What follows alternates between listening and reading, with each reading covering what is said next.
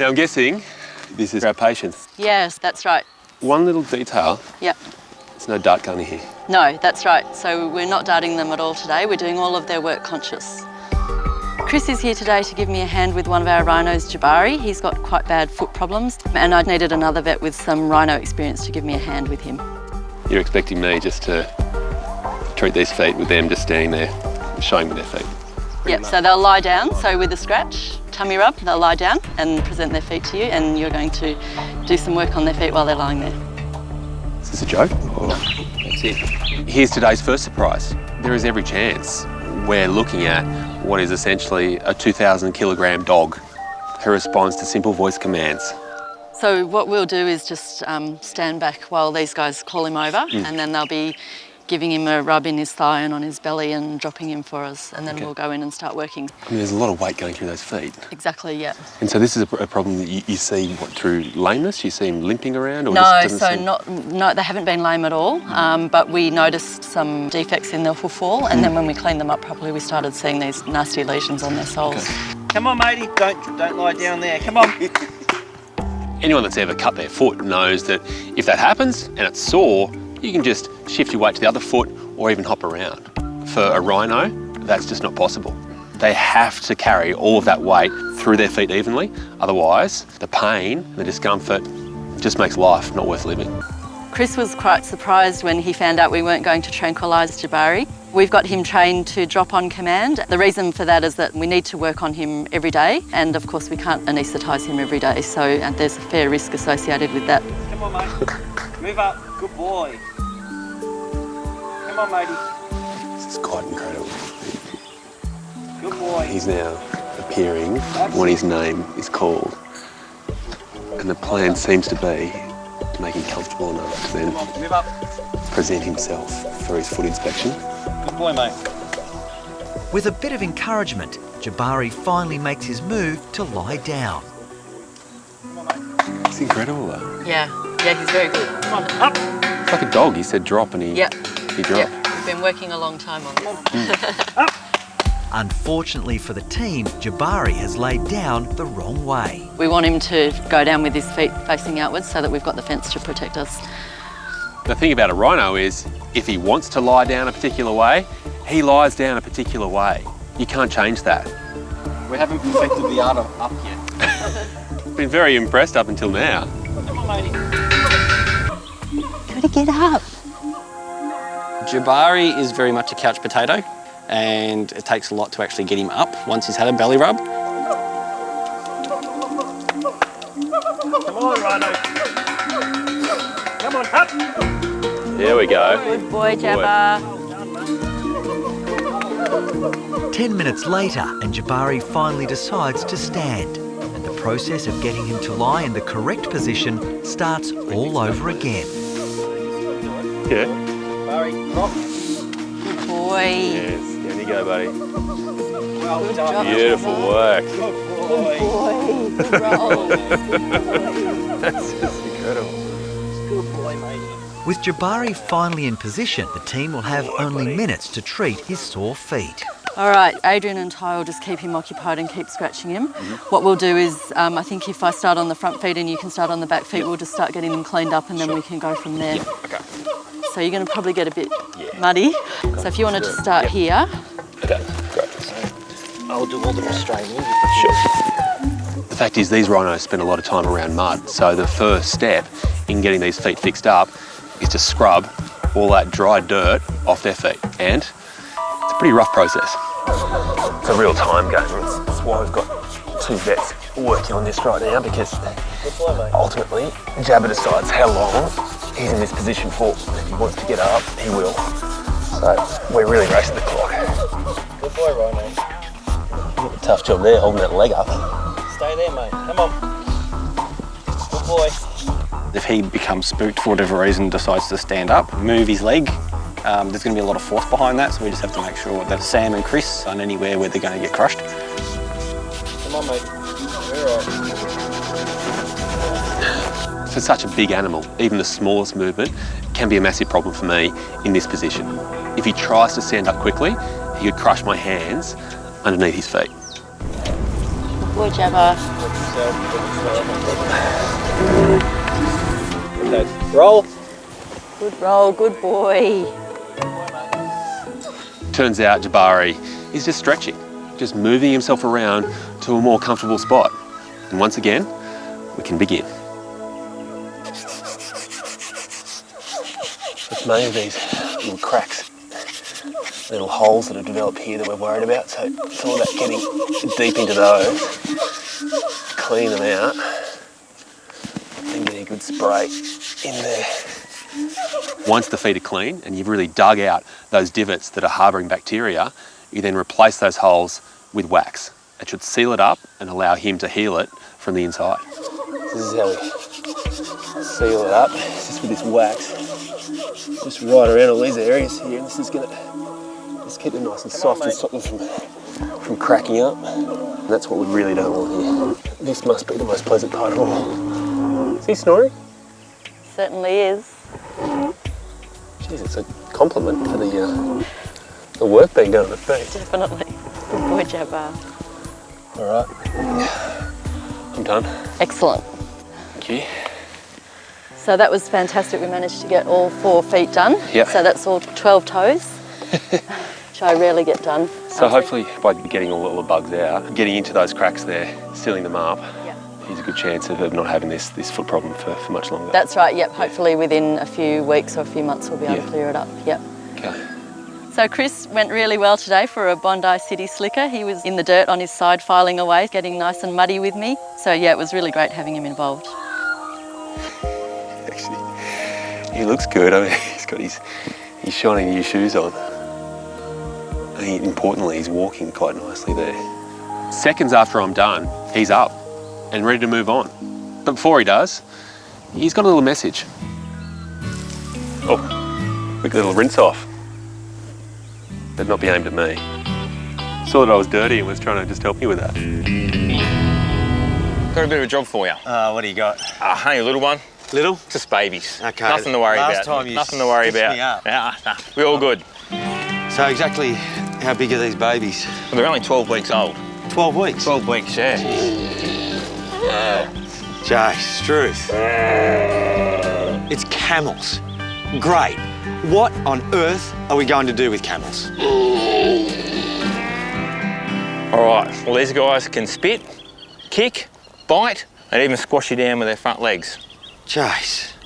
So the plan today is to lead the cows into our holding yards, and then we're going to have to put the effort in to catch the calves by hand, and they're up for drenching, vaccination, and we have to put a halter on them today as well. She's a bit harder to catch, that one. Yep. You got your work cut out for you. So Jace introduces me to Alice, the stubborn one. I've got to go in, try and grab the very short rope and walk her up to the yard. Hopefully, it's that easy. Okay, I'll go back around. Geez, I'm walking close to those legs. Very easy to want to walk in, isn't it? It is. You get too close, mate, and she could lash out. Yeah, she's not cooperating, Jace. No, you're going to have to try and get her by surprise, mate, and grab that lead. If we don't get them all, we won't get them all in. Oh. Come on. Tim's really out of his comfort zone at the moment, so he deals with all his venomous snakes and all this other stuff, but half-ton camels, I don't think he's done this before. Come on. Hey. Got her. Oh, well done. Okay. All right, so we're going to walk them up the arse. Hey. Walk up. Walk up. I'm not really sure what to do right now, Alice. Come on, this way. Please, Alice, you're not making me look very good. If they can lead the mothers to the darling, yard, this way. the babies will follow. But Tim's camel is holding up the plan. You got to try and bribe him with a bit of food, Timmy. No, I'm just smiling at him out now, mate. Little smile. Come on, Alice. With Tim, you know, we're good mates, so I'm setting him up to a degree. I've given him the hardest camel, and I'm not giving him any tips at all on how to move him. So we'll see how he pans out. Timmy, you going to take you much longer, mate? Come on, put that lip down. It was right up then. Come on, this way. Come on. Alice is eyeballing me. For a minute there, I thought we had a bit of a connection, but she is non-cooperative. Come on, Alice. I don't think they're going to go any further, mate. Might have to radio some of the boys and get them to come in behind and help push them on. Just move them up? Yep, might radio them now. I'll just stay here. Okay, good idea. I'd love to say I'm warming to the camels, but I'm not. I can see they're full of character, but also full attitude. Everything I'm trying, not working. Howdy, boys. We need a hand. Might get you guys to scoot around behind and just see if we can get these guys in the yards. The reinforcements have arrived. Whoop. You got to hang on at this point. Finally, the camels move into the yards, where the babies can be separated from their mothers. You coming, Timmy? I'm not tall enough, mate. She's ignoring me. That's a girl. In this confined area, the real danger now is there's no real room to move, so the camels can kick you nearly in every position you're in. Okay, make it nice and quick, eh? Now's our chance there, now, mate. Yep. The team has to work fast on this agitated calf. Up we go. First putting on a halter,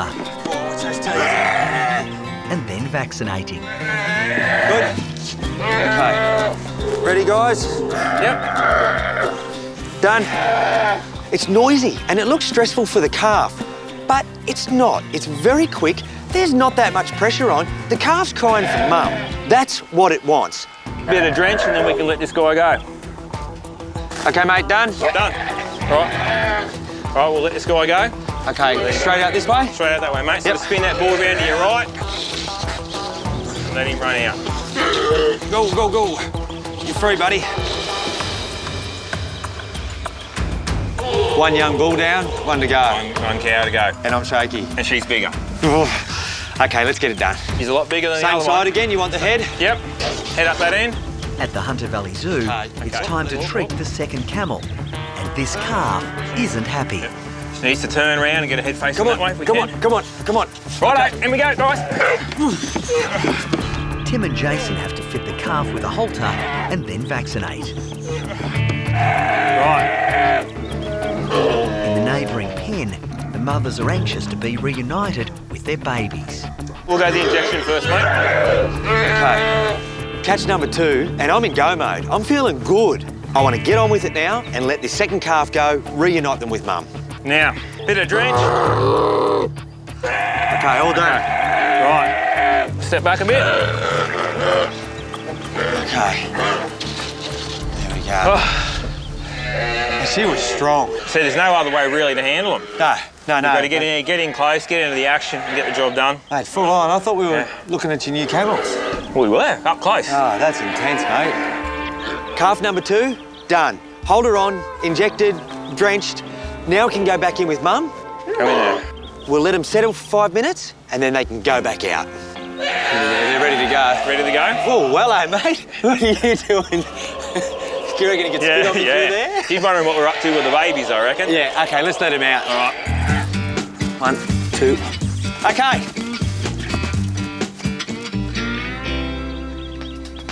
Okay, here we go.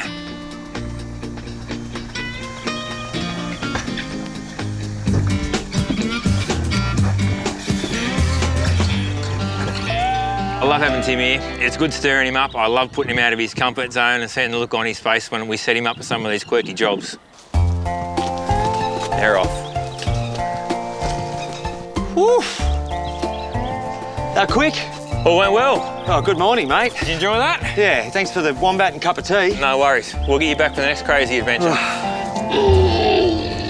I'm heading out to Green Island, situated on the Great Barrier Reef, to meet Cassius, the world's largest saltwater crocodile in captivity. He's over 100 years old. On Green Island, Billy will help assess the stress levels of the larger-than-life world record holder by collecting a fecal sample. This massive crocodile, every 12 months he has a poo sample taken to check on his health. I'm so excited and I just can't wait to get it. Billy. Hey, Josh, how you going? Thanks for coming. No worries, mate. So, how's the big fella? He's all right. He's in a pretty good mood today. We're not sure exactly what we'll be getting out of him, but he could be up, he could be fiery. Josh is one of Cassius's dedicated and extremely alert carers. So he's eaten in the last couple of days? He has, yeah. We gave him a feed in the last couple of days, so fingers crossed he should be a nice stool sample out there.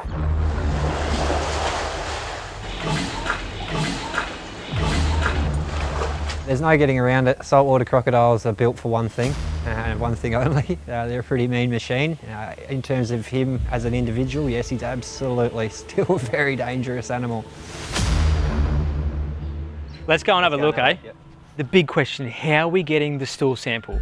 Yeah, that's going to involve you jumping into the water and retrieving it. Now I'm very nervous. All right, Billy. This is Cassius. Far out, mate. He is huge, massive. He's a big boy. Today, it's my job to actually go in there and collect that poo. To do this, I literally have to be absolutely crazy. But I am just so excited to be here today to actually help with this procedure. Tell us about him. How long have you had him? When was he caught? He's been here at the park since 1987. He was captured in 1984 up near Darwin. He was a problematic crocodile. Cassius was a really naughty boy out on the Finniss River in the Northern Territory. He was actually attacking boats. He literally bit propellers off the back of outboards, and authorities, they had to do something about it because they were worried that he was going to start eating people. And how big is he actually? In terms of his measurement, he was officially measured in 2012 by the Guinness World Record Company at 5.48 metres long, so about 17.9 foot. So now I'm getting in the water with the biggest freaking crocodile in the world. How are you feeling about that? Oh man, I am nervous. If there was an easy way for me to get this stool sample, I'd be doing it. But believe me, there isn't. I've got to get in the water. And the reason I've actually got to get into the water and feel around for this stool is I can't risk, if I'm scooping in there with a pool scoop, when I hit that poo, it might fall apart and there's the stool sample gone. So I've got to find a safe spot to enter here. Billy searches for the best place to encroach on the monster crocodile's lair. He's only a few metres from me and I cannot believe how big that crocodile is. This is definitely not the spot to enter. So I'm going to come around the back here. This is definitely the spot. Good depth. I'm only going to have one shot at this because once he clues on to me being in the water, he's going to come flying over. So I'm going to have to get my shoes off, enter right here, feel around, try and locate this stool and get out of there quick smart. I've done some pretty wild things in my life, especially the last 20 years working with crocs.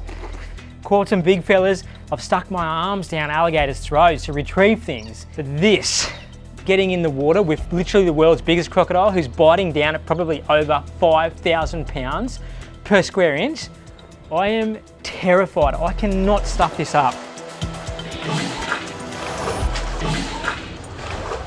Got my stick, got my poo bag, and now it's time to go swimming. One of Cassius's carers distracts him by offering an alternative food source to Billy.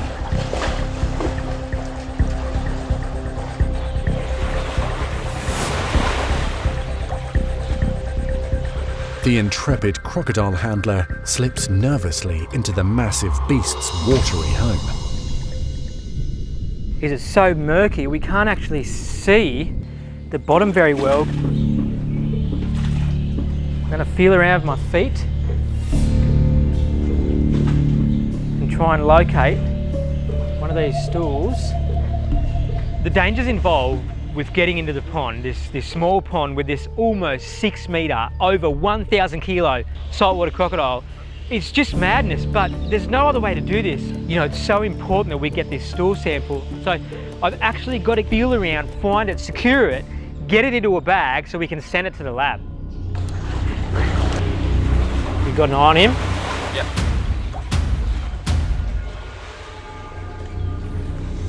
Crocodiles, especially big males, are unbelievably territorial, and he can sense me in his environment. He's so in tune to everything that's going on.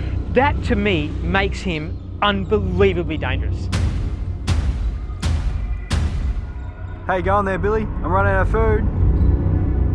Unable to distract Cassius any longer, Billy, he's moving, he's moving. the dangerous croc begins heading towards Billy. Hurry up. I'm trying to locate a stool. My brain is telling me 1,000 different things right now. I'm feeling around with my feet whilst keeping an eye on this 6 metre crocodile right next to me.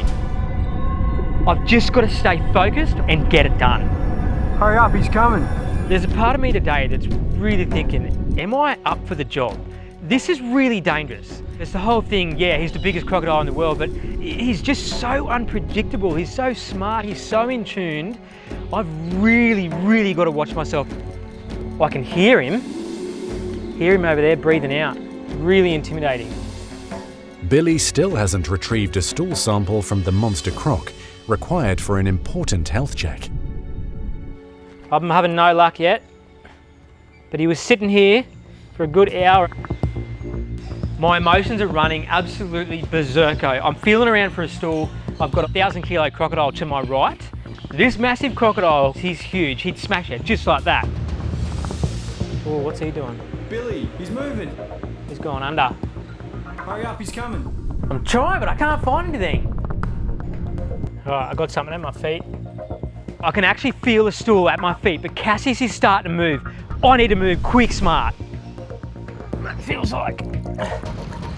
That is exactly what we're after. Nice big croc poo. As I grab that poo, Cassius swings around and starts making his way towards me. Billy. He's starting to come over. That's my cue to get out of here.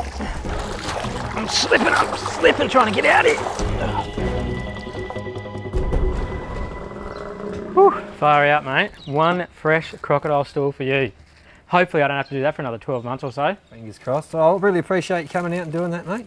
How did you find it? Mate, I was very nervous in there. I reckon he could have felt my heartbeat. I'd probably hear it. It was just bouncing out of my chest. I reckon I've got to go to the bathroom myself after going through what I just did. So I'm out of here.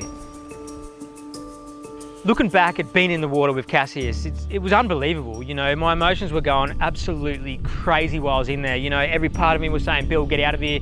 Other parts saying, get in here, stay focused, get the job done. But overall, it was fantastic. You know, at least I can say I've been in the water with the world's largest crocodile. And to say thank you for not eating me, Billy has a treat for his gracious host.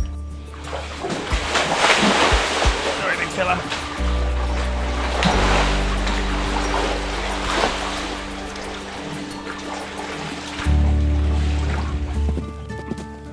Chris is responding to an SOS from the Safe Haven Horse Rescue Centre in Yan Yean, 40 kilometres northeast of Melbourne.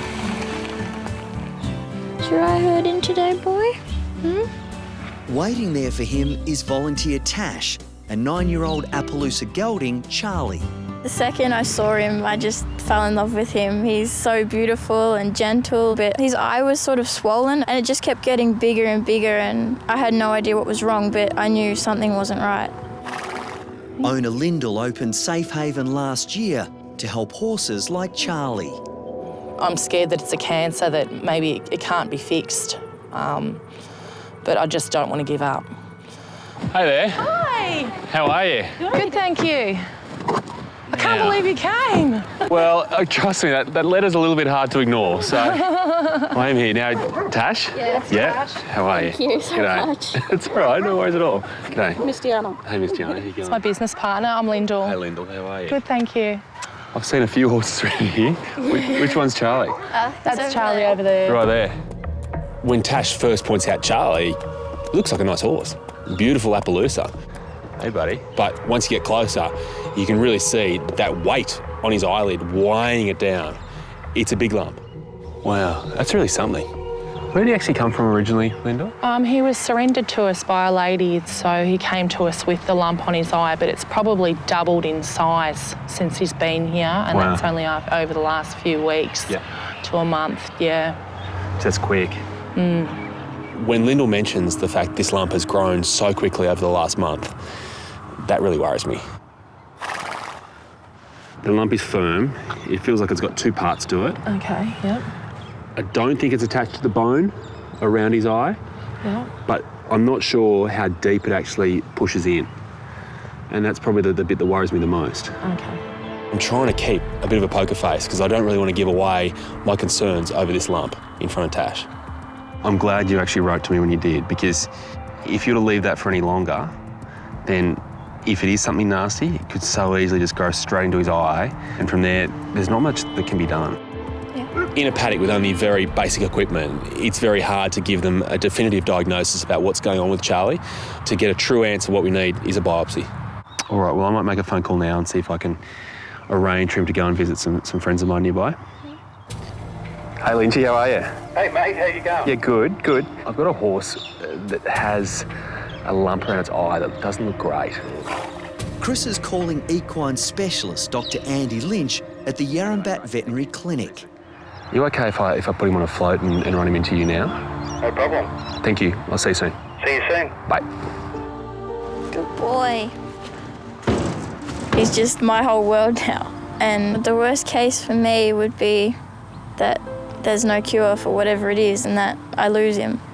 Here we go, Charlie. You're right, buddy.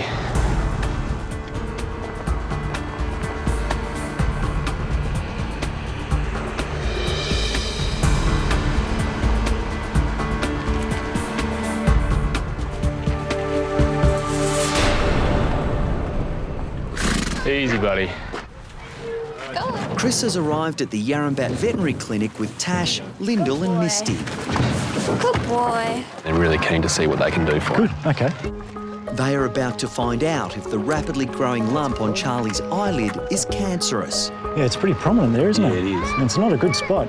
Equine specialist Dr. Andy Lynch is an old university mate of Chris's. Today he'll be overseeing Charlie's biopsy.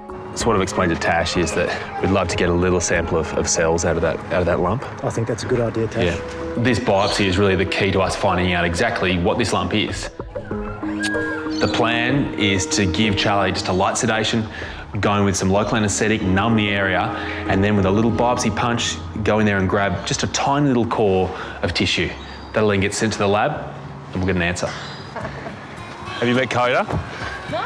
If anyone knows about being positive, about getting through the tough times, it's this little guy. He's so small. Just pick him up.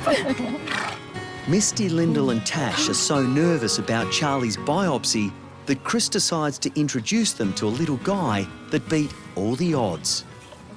Coda's a horse I operated on a few years ago. He may be small, but he did have big problems. Go, baby, go. Uh-oh. He essentially has adult-sized teeth inside that tiny head of his. They were pushing in and essentially growing into his skull. They had to be removed, but it wasn't easy. Marty. There you go. Ooh, here we go. Oh. Wow. Oh, my goodness. That's extraordinary, isn't it? It's just absurdly large. I mean, this is enough to put the tooth fairy into liquidation. It's ridiculous. You know, if Coda can get through his little hurdles and obstacles, then fingers crossed Charlie can too. Yeah. While Coda's ordeal is over, so you shouldn't feel this, you don't need to worry. Charlie's is just beginning. Almost got it. Okay, yep, we've got something there. Excellent. Let's pull that out there. Looks quite fleshy, doesn't it? Looks pretty solid. Yeah, I think you're right to be concerned about this one. The sample will be sent to the lab and the results should be back by tomorrow. It's okay. I don't think I'm going to sleep at all tonight. I'll be up all night worrying. I'm just going to keep everything crossed and hope for the best. Come here. The thing I really want Tash to be preparing herself for is that tomorrow she may get bad news. Sometimes the reality of looking after animals is no matter how much you care for them, how much love you show them, you just can't help bad luck. Good night.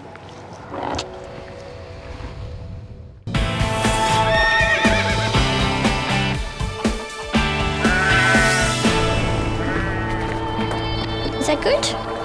Yes, that's good. At the Yarrambat Veterinary Clinic in Victoria, Tash, Misty and Lyndall are anxiously awaiting Charlie's biopsy results. Hey guys. Hi, how are you? Couldn't keep away, huh? Yeah, missed him too much. Yeah, I bet. Now, Have you heard anything? Yeah, I have. So, it's an aggressive tumour. There's no other way of putting it. It's one that is aggressive. Can you die from it? Yeah. Breaking this sort of news, it's never easy, it's never nice. But when you're telling a 14-year-old girl that the horse she loves so much is really seriously ill, it doesn't get much harder than that. It's a massive shock, and I mean, I knew that something was bad, but I just didn't really want to hear it. What we need to do is get in there straight away, operate, remove that tumour, but not just that, we have to hit it so hard by actually leaving little chemotherapy beads in there. Okay. In my experience with these sort of things, we'll get one chance at this, and one chance only. Sweetie, it's okay. You'll be fine. Come on. It's hit Tash really hard and, you know, she's really feeling it. You just want to protect her and she's only 14 years old.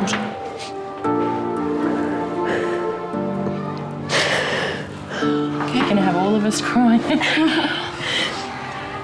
I'm terrified for him, but he'll be okay.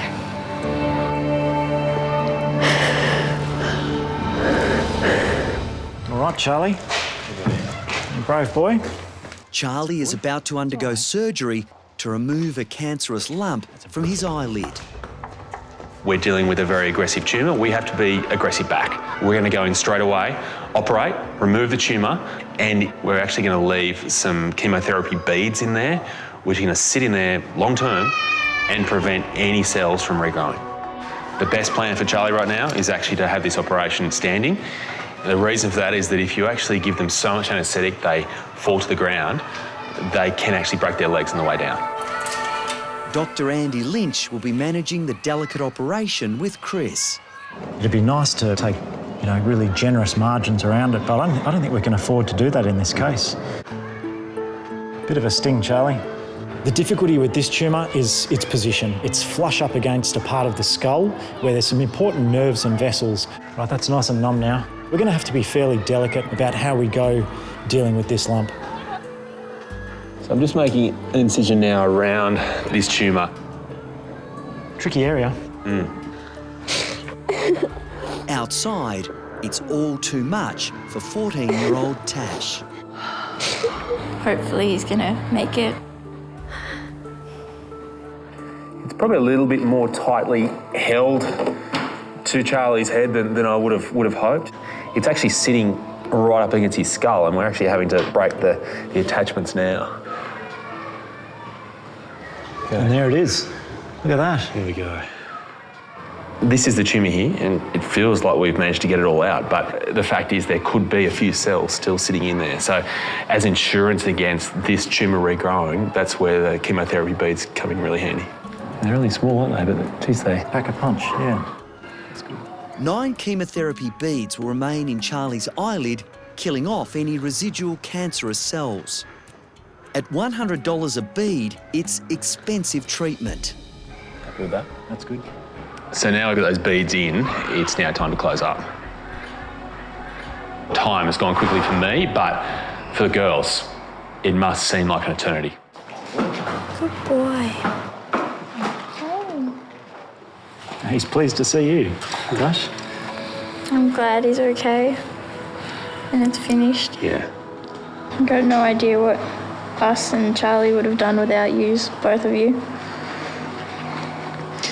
It's all right. It's not every day you come across a connection like this. I know he's not completely over everything yet, but there's a lot more hope than there was before.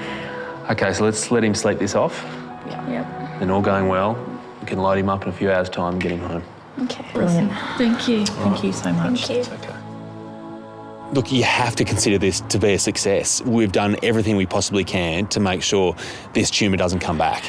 Tash should be able to feel comfortable and confident that she does have a bright future with Charlie. What a relief.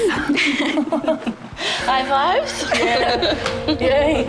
Awesome.